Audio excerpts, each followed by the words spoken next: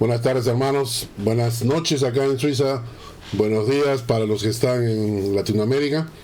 El día de hoy continuamos con nuestros estudios de Primera de Corintios, el capítulo 5. Así que abran sus Biblias en Primera de Corintios, capítulo 5. Y vamos a orar pidiendo que el Señor nos dirija en esta noche. Padre, pedimos tu sabiduría. Pedimos tu dirección y que tu Espíritu Santo nos hable, nos guíe, nos enseñe y nos anime, Padre, con estas palabras que vamos a estudiar. Bendícenos, oh Dios, en el nombre de Jesús. Amén. Mantengan sus Biblias abiertas en el capítulo 5 de Primera de Corintios, que es el capítulo que hoy día vamos a estudiar. Antes de empezar, tenemos que recordar lo que ha ocurrido en el mundo en los últimos años. Allá por la época de los 60, 55, 60, empieza la corriente hippie en los Estados Unidos, que era una protesta contra el sistema. La gente acostumbrada a ir con corbatas y vivir en casas y tener autos cómodos y familias cómodas, se origina una corriente en contra, una corriente de rebeldía que se llamó la corriente hippie. Se vestían con cualquier ropa, se vestían con camisas de flores, pantalones coloridos, vivían en la calle, no se bañaban, es decir, una corriente que era opuesta al sistema cuadrado que se vivía en ese tiempo en los Estados Unidos. Lamentablemente esto vino acompañado con una serie de lemas, aprovechando que había la guerra del Vietnam y todo esto, y ellos sacaron un lema que decía: hagamos el amor y no la guerra, hagamos el amor y no la guerra. Empezó entonces una progresiva degeneración de la sexualidad en nuestras culturas, en nuestras sociedades. Esto comenzó a cavar hondo, es decir, la sexualidad comenzó a practicarse muy jóvenes, adolescentes, y naturalmente eso trajo consecuencias. La sexualidad sin control se comenzó a meter en los matrimonios, el adulterio, la fornicación, comenzaron a romper matrimonios, etcétera, etcétera. Hoy en día, según las estadísticas, más del 51% de los matrimonios se divorcian y casi la gran mayoría aducen problemas de índole sexual, o porque conocieron otra pareja, o porque se enamoraron del verdadero amor de su vida, etcétera. La cosa está en que muchísimos jóvenes están creciendo en hogares disfuncionales con uno solo de los padres, o con la madre o con el padre. Y no solamente esto, sino que la sexualidad sin control, la sexualidad degeneró, y esto trae consecuencias también con el aborto. El aborto actualmente es el genocidio más grande de la historia de la humanidad. Estamos matando 50 millones de niños no nacidos cada año. 50 millones. Y lo hacen en base a una tremenda mentira. Y es la misma mentira que utilizó Hitler para matar a los judíos. Hablaban de los judíos como si fueran seres de segunda categoría. En la época de la esclavitud se hablaba de las personas de color como si fueran casi humanos, eran humanos de segunda categoría.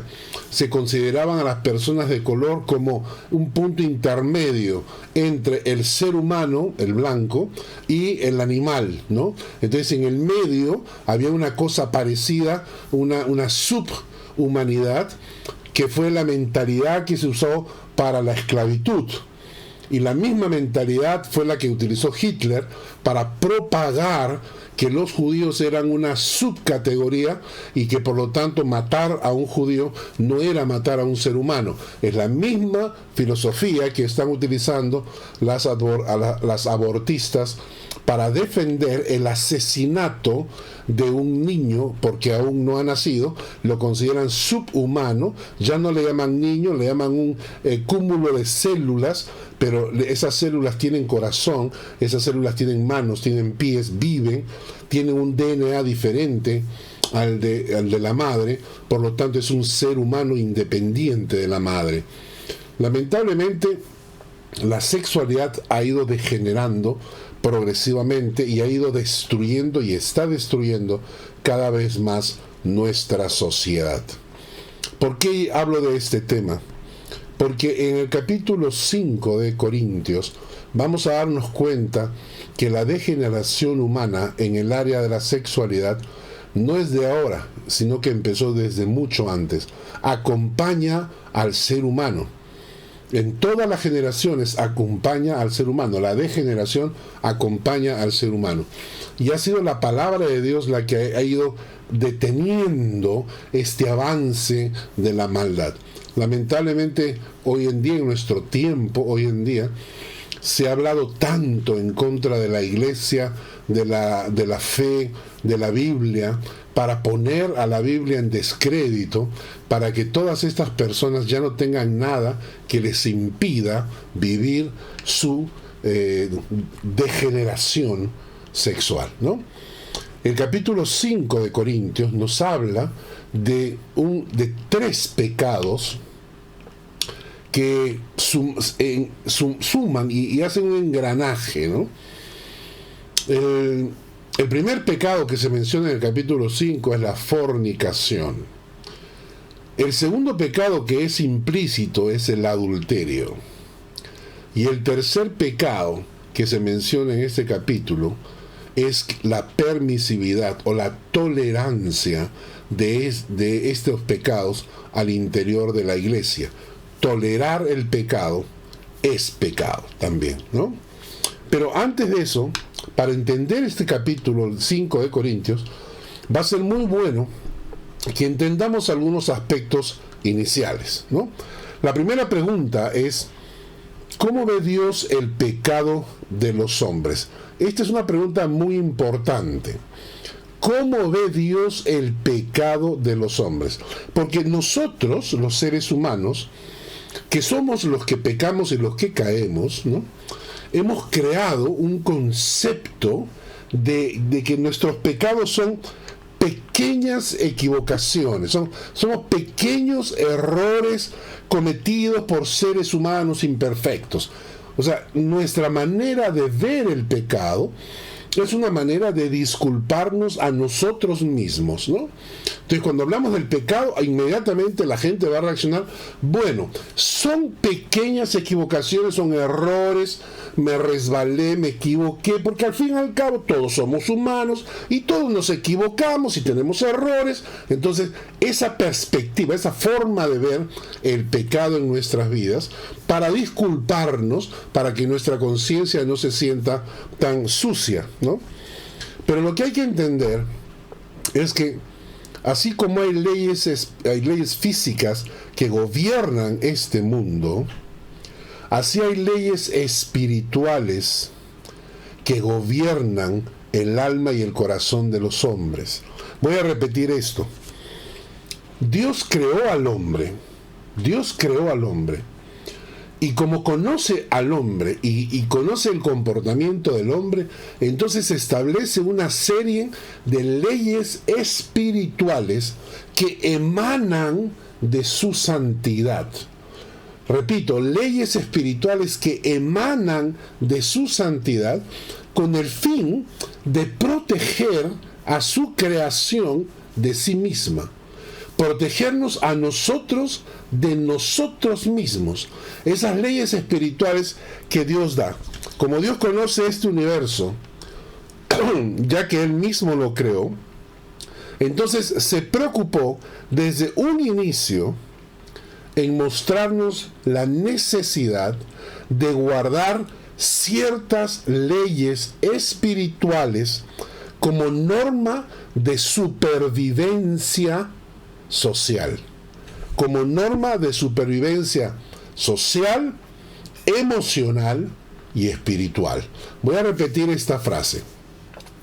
Como Dios conoce este universo, ya que Él mismo lo creó, entonces se preocupó desde un inicio en mostrarnos la necesidad de guardar ciertas leyes espirituales como norma de supervivencia espiritual, emocional y social. Espiritual, emocional y social.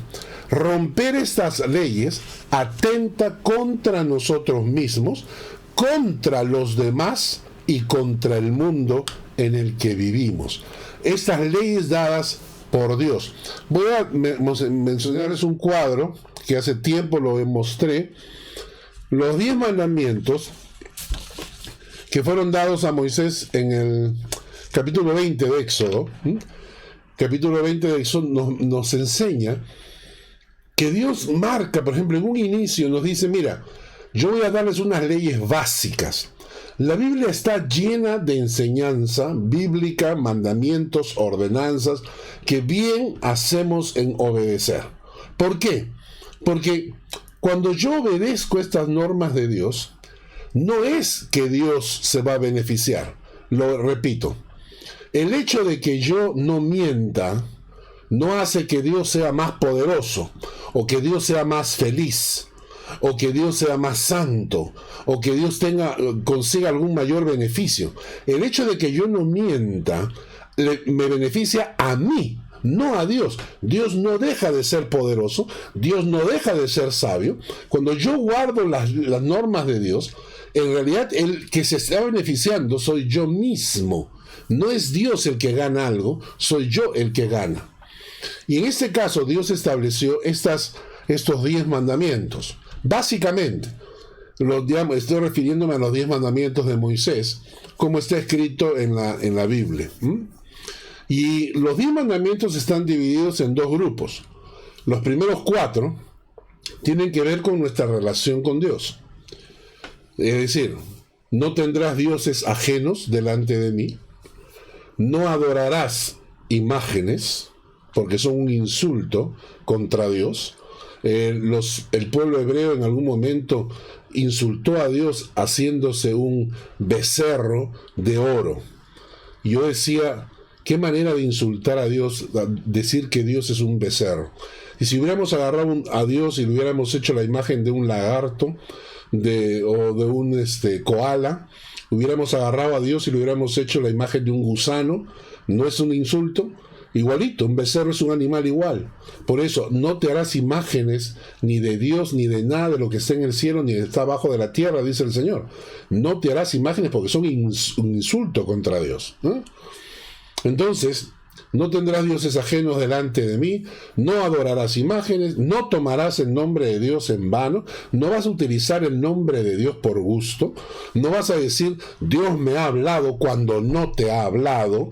Hay un montón de personas mentirosas que salen por ahí y decir Dios me ha dicho, Dios me ha hablado. Están usando el nombre de Dios en vano, están quebrantando uno de los principales mandamientos de la Biblia. Y el 4, acuérdate del día de reposo para santificarlo. El día del Señor hay que separarlo para el Señor. ¿Ok? Estos 4 primeros mandamientos tienen que ver con nuestra relación personal con Dios. Los otros 6 tienen que ver con mi relación con el prójimo. Y tienen como objetivo protegerme a mí y proteger al prójimo. Es decir, estos mandamientos no son una locura inventada por Moisés, no son una locura inventada por Dios porque se le ocurrió. Dios está estableciendo estas normas para protegerte a ti y protegerme a mí de la maldad de los hombres. Por ejemplo, el versículo, el mandamiento, el 5.º mandamiento, honra a tu padre y a tu madre, Cuando los padres van envejeciendo, cuando ya no tienen la fuerza para cuidar de sus hijos, cuando ya no tienen los ingresos para poder vivir en todas las comodidades, nosotros los hijos tenemos que responder. Entonces te dice, si tú no honras a tus padres aquí en la tierra, menos vas a honrar a Dios que está en el cielo, pues. No me vengas, ¿no? Si no eres capaz de honrar a tus padres aquí en la tierra, ¿y qué cosa quieres que crea? ¿Que vas a honrar a Dios a quien no ves? No honras a tus padres que ves, y si vas a honrar a Dios que no ves, no, pues es mentira. Por eso, honra a tus padres, porque es un reflejo de cómo honras tú a Dios. Mira el otro versículo, no matarás. Una clara enseñanza, no matarás. Yo no puedo salir a la calle a ir matando gente porque se me antoja. Y la gente no puede salir a matarme a mí porque se le antoja. Un principio básico de protección de la sociedad. El versículo, el 7º mandamiento, no cometerás adulterio. Este lo voy a dejar ahí porque lo vamos a tocar más adelante en el capítulo 5 de Corintios. Pero el 8º mandamiento, no robarás. Yo no tengo derecho a robarle nada a nadie y nadie tiene derecho a robarme nada. No mentirás, porque la confianza es la base de una sociedad. La base de una sociedad, no mentir. Si tú tienes personas que hablan honestamente, que son sinceras, que son veraces, es mucho más fácil trabajar con ellos. No codiciarás nada de tu prójimo por la envidia. Se dan cuenta que estos mandamientos no son una locura. Estos mandamientos buscan protegerte a ti y proteger a los demás de toda esa maldad que hay en el corazón del hombre y si que la dejamos brota y comienza a destruir la sociedad. Entre estos mandamientos que buscan protegerte a ti y a mí en una sociedad como la que vivimos, aparece un mandamiento que dice no cometerás adulterio. Entre los 10 mandamientos. ¿Por qué? Porque el daño que causa el adulterio muchas veces es irreversible. El daño que causa el adulterio, pierdes confianza en tu matrimonio, destruyes tu matrimonio. Puedes destruir la vida de tus hijos cuando tus hijos se enteran que el padre o la madre se están acostando con un extraño. El corazón de tus hijos es destrozado. Manchas el nombre de Dios. Si tú eres hijo de Dios, peor todavía. Entonces, el adulterio es considerado uno de estos mandamientos. ¿De acuerdo? Ahora, ¿cómo ve Dios entonces el pecado del hombre? ¿Dios lo ve como un pequeño error humano? Quiero que vayamos a un texto bíblico en Proverbios 16 al 19. Proverbios 6, 16 al 19. Bien. Apúntenlo, yo lo voy a leer y después pueden revisarlo. Proverbios 6, 16 al 19 dice: 6 cosas aborrece Jehová, y aún 7 abomina mi alma: los ojos altivos, la lengua mentirosa, las manos derramadoras de sangre inocente, el corazón que maquina pensamientos inicuos, los pies presurosos para correr al mal, el testigo falso que habla mentiras, el que siembra discordia entre hermanos, etcétera, etcétera. Yo quiero concentrarme en la primera línea, cuando está hablando de esta lista de pecados, y Dios dice: 6 cosas aborrece mi alma, y aún 7 abomina mi alma, dice el Señor. Cuando Dios ve el pecado del hombre, no lo ve como pequeños errores de seres imperfectos que cometen equivocadamente. Dios aborrece y abomina el pecado del hombre. Metámonos eso en la cabeza, porque hoy en día hay un montón de gente que está tratando de convencernos de que Dios es tan, pero tan bueno, que va a pasar por alto todas las basuras que hacemos los seres humanos. ¿No es así? Toda la porquería que hacemos es porquería delante de los ojos de Dios. Y Dios, por más bueno que sea, por más amoroso que sea, es santo. Y así como hay cosas que nos repelen por propia naturaleza, hay cosas que no podemos ver, que nos da asco. A Dios le da asco el pecado de las personas, de los creyentes, de los no creyentes, de los impíos, de los no impíos. El pecado le da asco. Dios aborrece el pecado. Y esto hay que tenerlo bien en claro si yo quiero tener una relación con Dios que sea sana y basada en la enseñanza bíblica. Ahora, conociendo entonces, y esto es importante, y todo esto nos sirve como introducción para el capítulo 5 de Corintios, conociendo cómo ve Dios a los pecadores, ¿ya? Conociendo cómo ve Dios a los pecadores que lo ofenden, ¿cómo deberíamos nosotros de reaccionar ante aquellas personas que descaradamente ofenden a Dios? Se lo voy a poner en otras preguntas. Algunos de nosotros tenemos hijos. Dice la Biblia que nuestros hijos son nuestros tesoros. Piensa en algo, probablemente tus hijos, o piensa en otra cosa. Si no tienes hijos, piensa en otra cosa. Tu esposo, tu esposa, tu madre, cualquier cosa que tú ames con todo el corazón. ¿Cuál debe ser la reacción nuestra, o cómo reaccionamos nosotros, cuando alguien viene y comienza a insultar a nuestros hijos?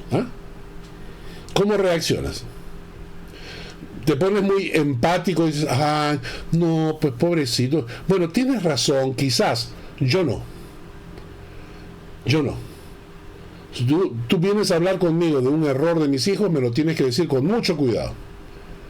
Porque si yo veo que tú estás atacando a mis hijos, entonces sale de mi corazón, sale la parte del Inca, Atahualpa que está guardado, y no, porque mis hijos son mi tesoro. Y entonces no puede venir cualquiera a venir a criticarlos, ¿no es cierto? Entonces, si yo no recibo, no acepto que insulten, ofendan o agredan a alguien que yo quiero, ¿cómo debo yo reaccionar cuando veo que la gente está pecando continuamente y descaradamente contra Dios? Debo hacer una empatía y decir, pobrecito, están ofendiendo a Dios asquerosamente, pero pobrecitos, son personas débiles, hay que comprenderlos. La Biblia dice que no. La Biblia dice que cuando tú amas a Dios con todo tu corazón, llega un momento en que odias, aborreces, rechazas a aquellas personas que en forma descarada quieren ofender e insultar a Dios. El Salmo 119, versículo 13, ahí lo tienen en pantalla. Salmo 119, versículo 113, dice: aborrezco a los hombres hipócritas, mas amo tu ley. Aborrezco a los hombres hipócritas, mas amo tu ley. El Salmo 119, versículo 163. Salmo 119, versículo 163. La mentira aborrezco y abomino, pero tu ley amo. La mentira aborrezco y abomino, pero tu ley amo. El Salmo 139, versículos 21 y 22, lo tienen en pantalla. No odio, oh Jehová, a los que te aborrecen, y me enardezco contra tus enemigos. Los aborrezco por completo, los tengo por mis enemigos. ¡Qué fuerte! Cuando tu corazón arde por el Señor, quien ofende al Señor te está ofendiendo a ti. Tú eres hijo del Señor. Y cuando alguien cree que puede venir a insultar al Padre o ofenderlo en cualquier manera, tu corazón arde. Y cuando reaccionas, la gente debe saber que delante de ti no se insulta a tu Señor. Así de simple. Así tenemos que ser. Que la gente sepa que tú eres hijo del Dios Altísimo y que delante de ti nadie ofende a tu Padre. Y cuando la gente descubra esto, y cuando te pongas duro y te pongas fuerte, la gente te va a decir de todo, pero van a tener miedo la próxima vez de ponerse a hablar tonterías o hacer tonterías delante de Dios. Entonces, esto como introducción, porque en el capítulo 5 de Corintios, que vamos a estudiar ahora, había un problema. Había un problema de fornicación, había un problema de adulterio, y la gente no hacía nada. Vamos a verlo. Empecemos con 1 Corintios capítulo 5, versículo 1. 1 Corintios capítulo 5, versículo 1 dice: de cierto se oye que hay entre vosotros fornicación, y tal fornicación cual ni aún se nombra entre los gentiles, tanto que alguno tiene a la mujer de su padre. Vamos a hacer una diferencia. Aquí primeramente se nos habla de fornicación. La palabra fornicación viene del griego porneia, de donde se derivan palabras como pornografía y todos derivados. Significa actos sexuales ilícitos. Es decir, actos sexuales fuera de las normas descritas por la palabra de Dios. Fornicación, actos sexuales ilícitos fuera de la cobertura que Dios da en el matrimonio. Ahora, este muchacho que dice acá ha estado fornicando, dice. De cierto se ve que hay entre vosotros fornicación. O sea, él se ha estado acostando, él ha estado teniendo relaciones sexuales, pero ¿con quién? Con la mujer de su padre. Ahora, el hecho de que utilicen el término la mujer de su padre nos hace creer que no es su madre, porque si no habrían dicho con su madre, ¿no? En este caso habría incesto. Pero no es su madre, sino es la mujer de su padre. Puede ser que el padre haya enviudado y que se casó con otra mujer, y entonces esta mujer se convierte en madrastra. Entonces, ese joven estaba teniendo relaciones sexuales con su madrastra, esposa de su padre. Ahora, en el caso de que si el padre estuviera vivo, entonces ahí había adulterio, porque la mujer del padre estaba casada con el padre y estaba teniendo una relación con el joven. Había adulterio y fornicación. Aquí hay que aclarar una cosa entre los dos términos. Muchas veces se dice que la fornicación es antes de casarse y el adulterio es después. No, no es así. La fornicación es tener relaciones sexuales fuera del matrimonio. Estés casado, soltero, viudo, divorciado, tener relaciones sexuales, estás fornicando. El adulterio es torcer y desfigurar tu relación conyugal. Puede ser por infidelidad, por traición, etc. Y en algunos casos ni siquiera se da la fornicación. Por ejemplo, si yo me relaciono por internet con una chica y nos enamoramos por internet y comenzamos a mandarnos besitos informáticos, no hemos estado juntos físicamente, pero hay adulterio, porque estoy adulterando la relación con mi esposa. Entonces, por eso es que la palabra adulterio y fornicación van juntos. El adulterio es cuando hay infidelidad en un matrimonio. Puede haber adulterio sin haber fornicación, pero cuando el adulterio se consuma con la fornicación. Entonces esta es la diferencia entre los dos conceptos. Ahora, lo interesante es que todo el mundo lo sabía. Pablo sabía de este problema. Pablo sabía de que este muchacho estaba fornicando, que la esposa del padre estaba adulterando. Si el padre estaba vivo, peor, porque estaban haciéndolo, estaban avergonzando, estaban humillando, quizás se estaban aprovechando, quizás el padre ni siquiera se daba cuenta. O sea, era todo un problema tan grave y tan feo, ¿no?, que el mismo Pablo va a decir que ni aún entre los gentiles se nombra algo parecido. Ahora vamos a entender algo, ¿eh? La iglesia de Corinto era la iglesia carismática del tiempo. Si ustedes leen los primeros capítulos, van a darse cuenta de que era la iglesia, según el texto bíblico, que estaba llena de dones espirituales. Tanto que Pablo va a utilizar el capítulo 12 de Corintios para hablar de los dones espirituales, y va a utilizar el capítulo 14, especialmente el capítulo 14, para hablar acerca del don de lenguas y todos los problemas que el don de lenguas traían, etc. Entonces era una iglesia que era muy, muy carismática, pero al mismo tiempo era absolutamente carnal, porque era impulsada por sus sentimientos. Era una iglesia con divisiones al interior. Era una iglesia donde la gente se creía superior, se creían más sabios que los mismos apóstoles. Y ahora vemos que al interior de la iglesia había pecado de fornicación y pecado de adulterio. Al interior de la iglesia, que ni siquiera se mencionaba, dice, entre los gentiles.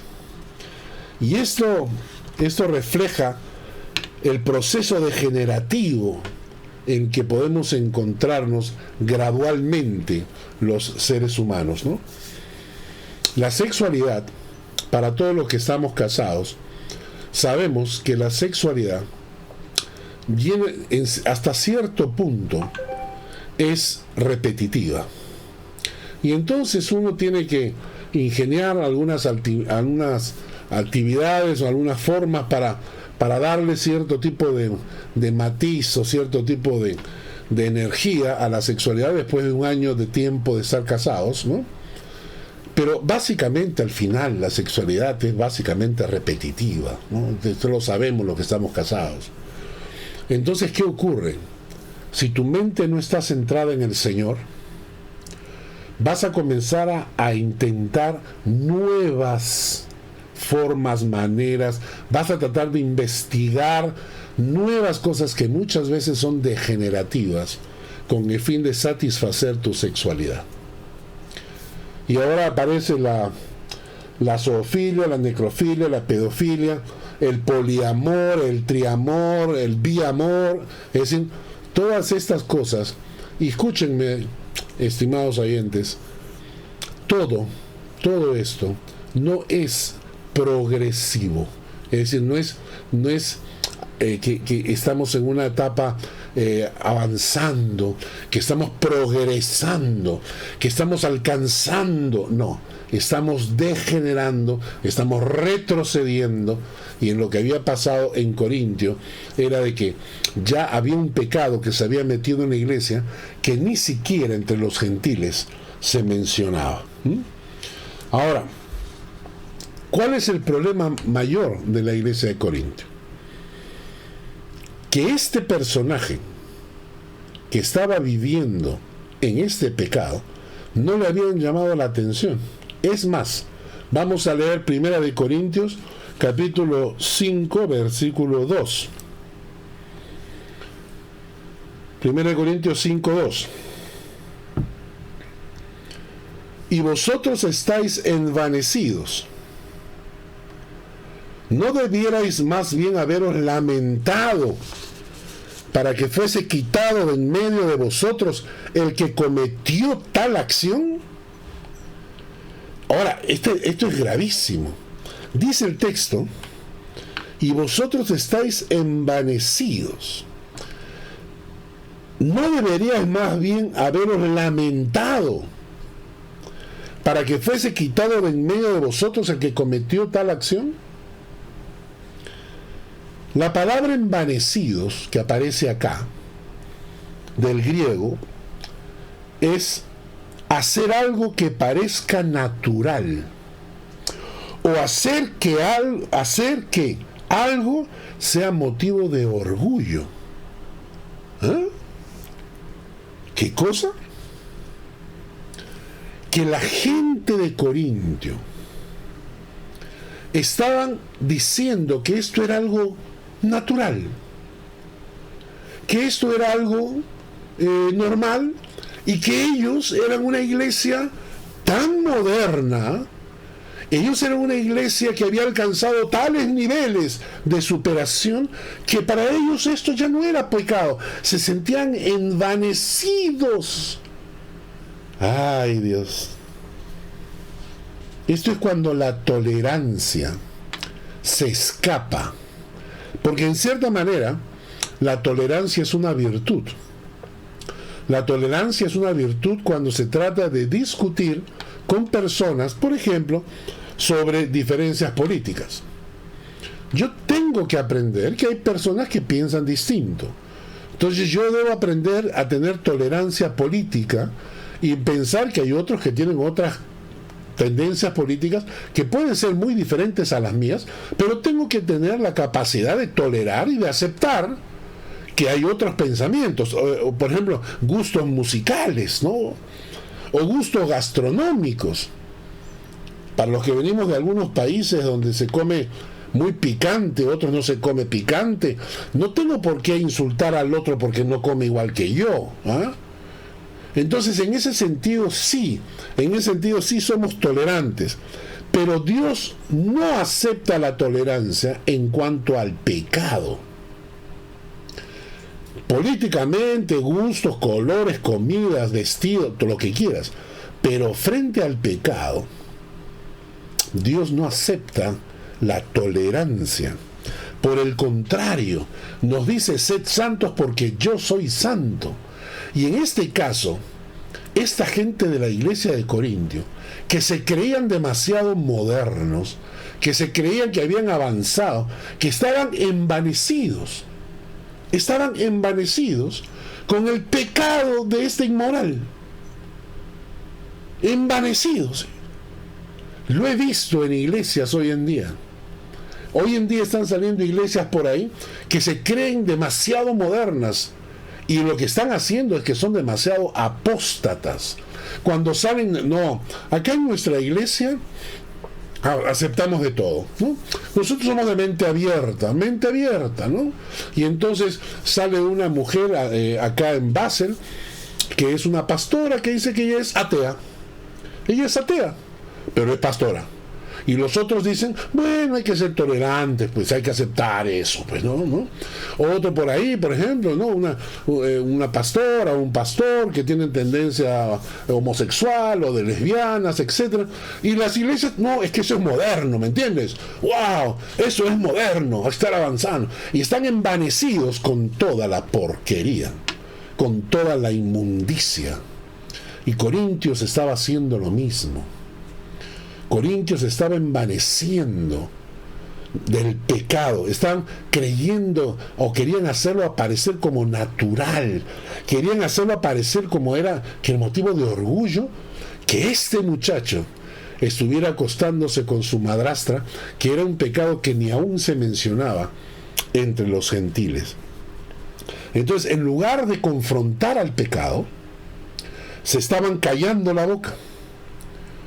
En lugar de confrontarlos, estaban callando la boca. Estaban aprendiendo a convivir con él. Estaban aceptándolo. Y eso es lo que Pablo va a reventar. Porque cuando hay este tipo de cosas, cuando hay este tipo de pecados tan inmorales, la iglesia tiene que reaccionar por varias razones. Testimonio, para que la gente respete, ¿no? Entonces, cuando hay un pecado tan público, cuando alguien comete un error, nosotros utilizamos el método de los círculos concéntricos, vamos a decir así, o los círculos afectados. Si el pecado es en un grupo pequeño, hay que mantener la disciplina en ese grupo pequeño. Es decir, si es el pecado, hay un problema entre un esposo y una esposa y vienen a hablar con el pastor, pues tiene que quedarse en ese nivel. No tiene que salir ni tiene que publicarse a toda la iglesia. Pero cuando es un pecado que es público, que todo el mundo lo sabe, la disciplina tiene que ser pública, de la misma magnitud del pecado. Vamos a seguir leyendo 1 Corintios capítulo 5, versículos 3 al 5, dice: ciertamente yo, como ausente en cuerpo, pero presente en espíritu, ya como presente, he juzgado al que tal cosa ha hecho. Ya lo juzgué ya. En el nombre de nuestro Señor Jesucristo, reunidos vosotros y mi espíritu, con el poder de nuestro Señor Jesucristo, el tal sea entregado a Satanás para destrucción de la carne, a fin de que el espíritu sea salvo en el día del Señor Jesús. Ahora, lo que está diciendo Pablo es algo muy radical. Quiere decir que nos encontramos contra una persona que no tiene ningún tipo de arrepentimiento, se está jactando, y los otros se están jactando con él, de un pecado que es inmoral al interior de la iglesia. Se están jactando, se están burlando de la iglesia. Ha llegado un momento en que la reprensión y la exhortación ya no tiene cabida, ya no funciona, ya no tiene lugar. Entonces se toman decisiones radicales. Antes de eso hay que seguir un proceso. Y el proceso lo encontramos en Mateo, lo pueden encontrar ahí el texto, Mateo 18, versículos 15 al 17. Mateo 18, versículos 15 al 17 dicen: por tanto, si tu hermano peca contra ti, ve, repréndele estando tú y él solos. Si te oyere, has ganado a un hermano. Mas si no te oyere, toma aún contigo a uno o a dos, para que en boca de 2 o 3 testigos conste toda palabra. Si no los oyere a ellos, entonces dilo a la iglesia. Y si no oyere a la iglesia, entonces tenle por gentil y publicano. Y esto es entregarlo a Satanás. Cuando tú eres parte de la iglesia, tienes la cobertura de la iglesia. Cuando el Señor protege a su pueblo, y cuando tú estás en una situación tan grave como gente tan inmoral metida en la iglesia, que ya no recibe reprensión alguna, que tú por las exhortaciones a las palabras le has dicho y nada funciona, entonces tú simplemente vas y lo entregas, es decir, lo sueltas en manos de Satanás, para que Satanás, que está buscándoselas hace rato, tome cartas y él llegue a arrepentirse. Cuando el diablo comienza a darle duro y comienza a quebrantarlo y quebrantarlo y quebrantarlo, la gente muchas veces se arrepiente. Es triste llegar a una situación así, pero es que no podemos aceptar que el pecado se quede infiltrado en la iglesia. ¿Y por qué no? El mismo Pablo en Corintios, en 1 Corintios 5, versículos 6 al 11. 1 Corintios 5, versículos 6 al 11, dice: no es buena vuestra jactancia. ¿No sabéis que un poco de levadura leuda toda la masa? O sea, lo que Pablo está diciendo es: no podemos permitir este tipo de aberración al interior de la iglesia sin reaccionar, sin poner un pare.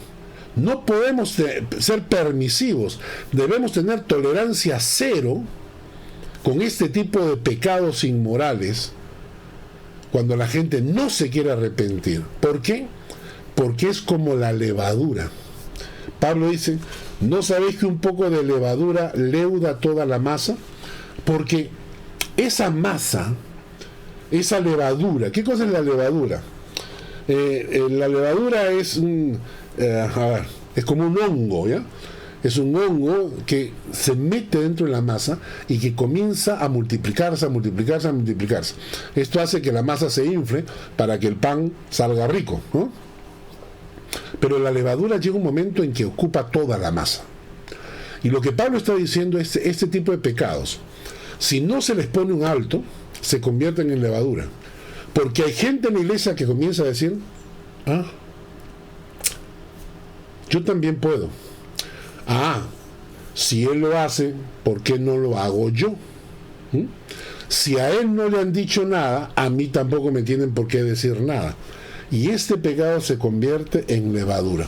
En el versículo 7 dice así, 1 Corintios 5:7: limpiaos pues de la vieja levadura, para que seáis nueva masa, sin levadura como sois, porque nuestra Pascua, que es Cristo, ya fue sacrificada por nosotros. Así que celebremos la fiesta, pero no con la vieja levadura, ni con la levadura de malicia y de maldad, sino con panes sin levadura, de sinceridad y de verdad. Pablo habla acerca de esta levadura de los fariseos, estos conceptos que se vuelven permisivos y que se convierten en cierta manera en un ejemplo que va carcomiendo la santidad de la iglesia. Pablo es muy duro. En el versículo 9 dice, 1 Corintios 5:9, dice: os he escrito por carta que no os juntéis con los fornicarios, no absolutamente con los fornicarios de este mundo, o con los avaros, o con los ladrones, o con los idólatras, pues en tal caso sería necesario salir del mundo. Claro, ¿no es cierto? Lo que está diciendo Pablo es que de alguna manera tenemos que evangelizar. De alguna manera tenemos que evangelizar, ¿no es cierto? Y al evangelizar nosotros estamos alcanzando personas que están en el mundo. Permítame un momentito, por favor.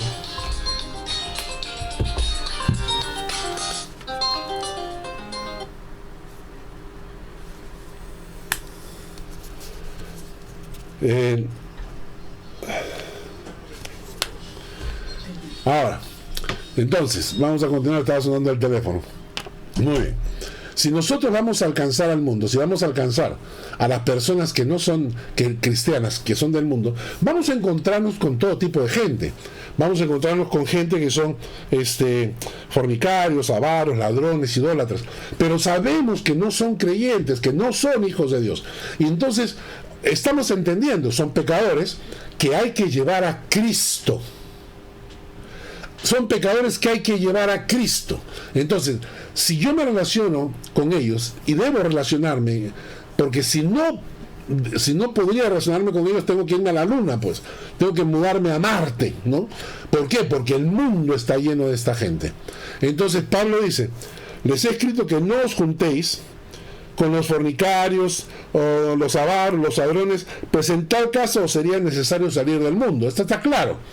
Si yo me voy a relacionar con la gente de la calle, si yo sé que la gente de la calle está metida en esto, porque no son creyentes, ¿no? Y si no quisiera relacionarme con gente así, tendría que irme a vivir a Marte, a Júpiter, ¿no? Pero el problema de Pablo es otro. Dice en el versículo 11, dice: más bien os escribí que no os juntéis con ninguno que, llamándose hermano, fuere fornicario, o avaro, o idólatra, o maldiciente, o borracho, o ladrón. Con el tal ni aún comáis. La fuerza de la palabra de Pablo está: esta gente que no es creyente, que necesitan la palabra de Dios, que yo voy a estar en medio de ellos como luminares en el mundo, que no me voy a dejar seducir por la gente del mundo, y como le dice Pablo a Jeremías, que se conviertan ellos a ti, pero tú no te conviertas a ellos. Es decir, si yo voy a estar con gente de este tipo en el mundo, es para evangelizarlos. Pero con gente así, es decir, con gente fornicaria, idólatra, maldiciente, borracho o ladrón, que se llama hermano, con esa gente ni siquiera coman, porque tienes frente a ti a un mentiroso, a un falso. Tienes frente a ti a alguien que quiere llamarse hijo de Dios, pero es un hijo del diablo. Y esas personas, es preferible encontrarte con un hijo del diablo y evangelizarlo, que encontrarte con uno de estos que se hacen llamar, que se quieren hacer pasar por creyentes, cuando en el fondo de su alma está podrida. Entonces Pablo es muy duro. Pablo es muy duro. Dice, con esta gente ni aún comáis. Ahora, la gente va a decir, naturalmente, ahorita se desarrolla la empatía, ¿no? Y tú dices, no, pero ¿cómo va a ser posible? Esa gente también necesita ayuda. Sí, claro. Esa gente también necesita ayuda, eso es cierto. Pero tienes que ver cómo vas a ayudarle sin encubrir su pecado. ¿Comprendes? Sin encubrir su pecado. Es decir, tú puedes tener empatía y estar orando por alguien que viene a la iglesia y que tú sabes cuyo comportamiento no es de un hijo de Dios, y tú puedes estar orando, intercediendo, hablando con esta persona, pero sobre todo siendo muy claro y transparente en no encubrirle su pecado, decirle que su pecado con el nombre que es. Hace mucho tiempo conocí a unas amigas, y una de ellas estaba conviviendo con un muchacho. Personas muy lindas, tienen un gran corazón, grandes amigas mías. Y estábamos teniendo un estudio bíblico. Y una de ellas agarró y me dijo, ¿y cuál es mi relación? ¿Cuál es mi situación delante de Dios? Y yo le dije, la verdad, Dios te ama, tú amas a tu pareja te ama a ti, pero delante de los ojos de Dios estás fornicando. Ella reaccionó, me dijo, no, lo nuestro es amor. Sí, es fornicación con amor, le dije. Tienes que resolver tu situación con él.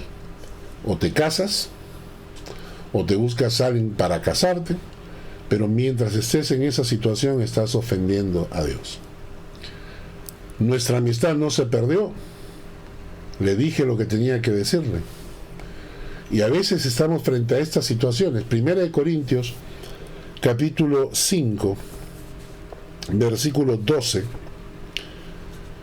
Vamos terminando, dice el texto.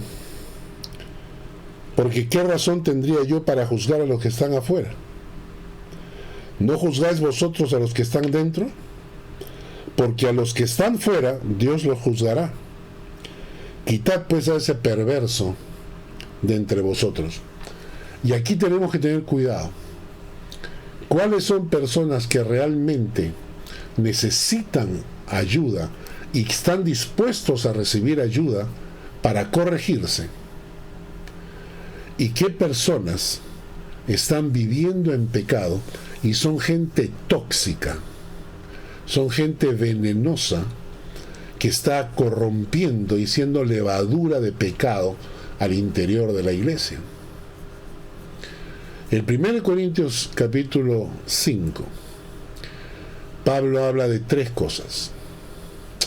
El pecado de la fornicación, el pecado del adulterio, y lo más grave, sumado a todo esto, fue la permisividad, permisivos. la tolerancia de la iglesia con un pecado que era absolutamente ofensivo contra Dios. ¿Qué debemos hacer? Según la iglesia, según el capítulo que acabamos de leer, en el versículo 2 dice, en lugar de envanecernos, debemos lamentarnos cuando hay una situación así. Luego dice, versículo 2 dice, hay que quitar de en medio de nosotros a personas que son persistentemente pecadores, no tienen ningún tipo de cargo de conciencia, no tienen ningún tipo, no quieren recibir ningún tipo de ayuda, no quieren recibir ningún tipo de consejo. Son personas que han decidido mantenerse en pecado, y entonces hay que poner la mano dura. Versículo 5 dice, hay que entregarlo a Satanás en casos extremos. En casos extremos, cuando te encuentras con gente que necesita un escarmiento. Versículos 6 y 7, hay que limpiarnos de la vieja levadura. No hay que permitir que esta levadura se meta. Versículo 11, no os juntéis, ni siquiera comáis con ellos.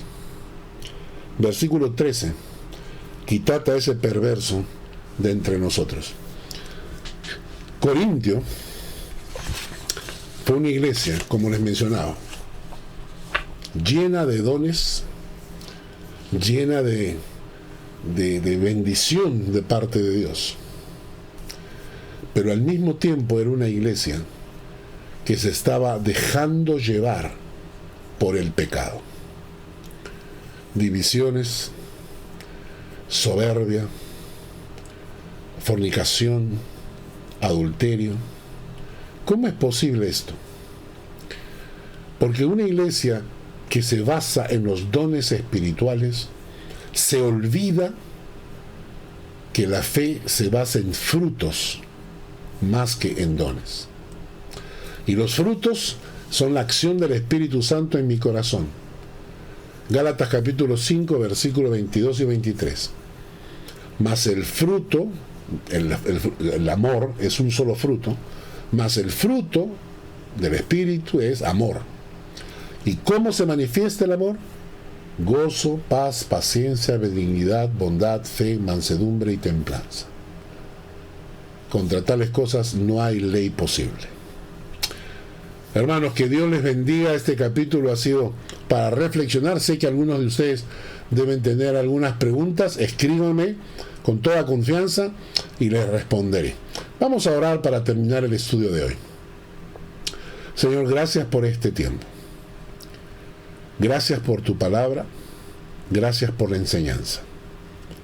Danos la sabiduría para buscarte de tal manera que podamos honrarte en todos nuestros actos. Te bendigo en el nombre de Jesús. Amén. Que Dios les guarde.